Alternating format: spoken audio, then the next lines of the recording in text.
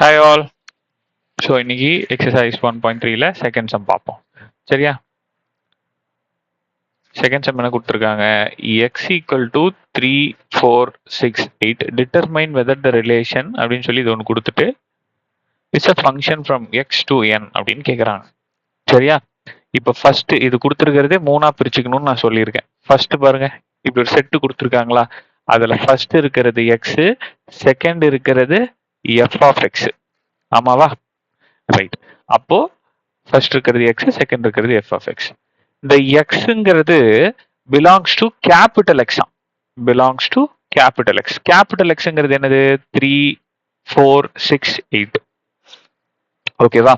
இப்போ அவங்க ஒரு ஃபங்க்ஷன் கொடுத்துருக்காங்க. F of X is equal to X square plus 1. Okay.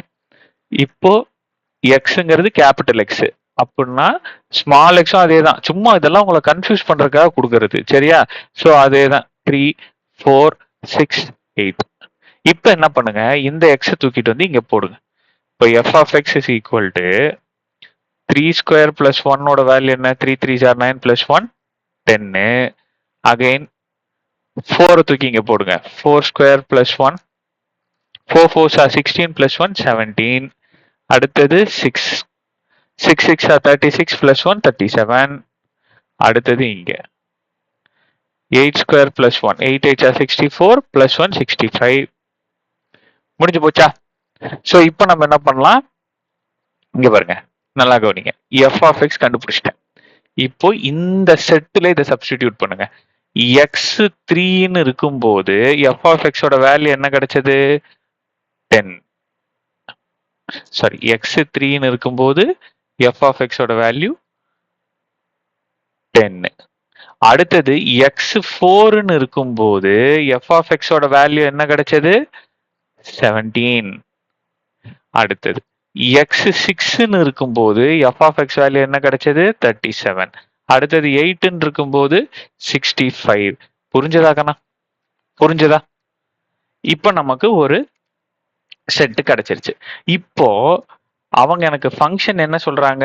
First இருக்கிறது எக்ஸ் இருக்கணுமா, செகண்ட் இருக்கிறது நேச்சுரல் நம்பர். கேபிட்டல் என்ன அப்படின்னா நேச்சுரல் நம்பர். நேச்சுரல் நம்பர்னா 1 2 3 4லாம் இருக்குல்ல, அதான் நேச்சுரல் நம்பர். சரி, இப்போ ஃபர்ஸ்ட் இருக்கிற பாக்ஸ்குள்ளார நான் என்ன போடணும்? ஃபர்ஸ்ட் இருக்கிற பாக்ஸ்ல கேபிட்டல் எக்ஸ் போடணும். கொஸ்டின்ல என்ன கொடுத்திருந்தாங்க? கேபிட்டல் எக்ஸ்ங்கிறது ஸ்மால் எக்ஸ். ஆமா, ஓகேவா? இல்லைன்னா அவங்களே கொடுத்துருக்காங்க. கேபிட்டல் எக்ஸ் அவங்களே கொடுத்துருக்காங்க. கேபிட்டல் எக்ஸ் என்னது? 3, 4, 6, 8. இது கேபிட்டல் எக்ஸ். அடுத்தது செகண்ட் இருக்கிறது என்னவா இருக்கணும்? நேச்சுரல் நம்பரா இருக்கணும். அதாவது 1 2 3 4 5 10 11 12 13 14 15 இப்படியே போயிட்டே இருக்கும்.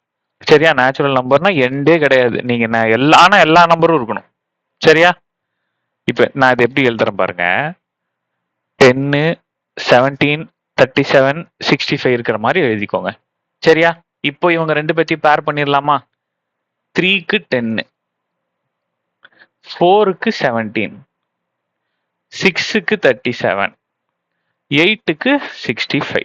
சாரி கண்ணா, கொஞ்சம் கிளியரா போட்டுக்குங்க. நான் என்ன கொஞ்சம் கிளியரா போட்டு 37. ரைட்டா சாமி? ஸோ இப்படி போட்டு இப்படி ஒரு ஆரோ மார்க் போட்டுக்குங்க.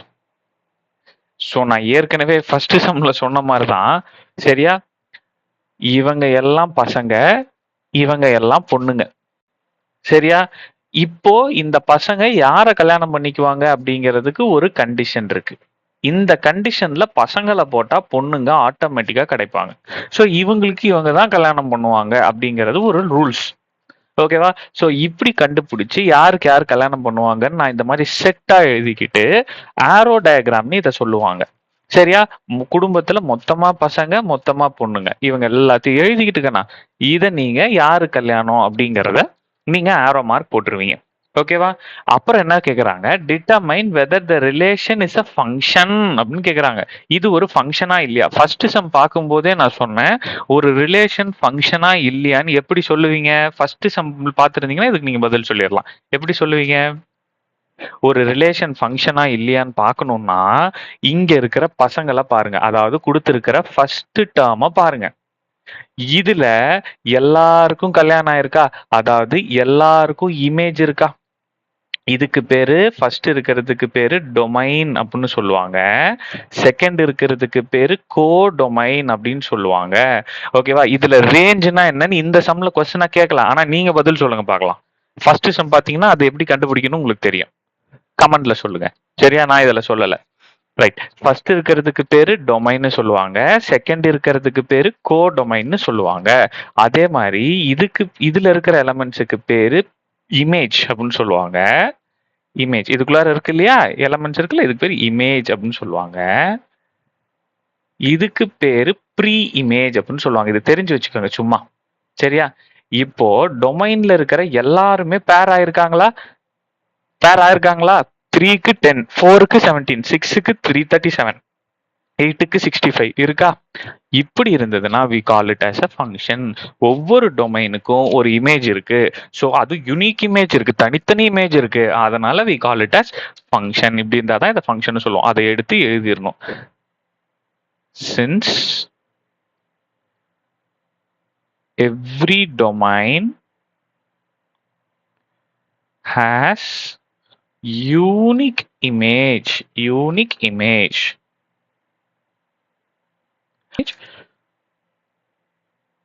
we say the relation is a function. The relation is a function. முடிஞ்சாகனா? So next some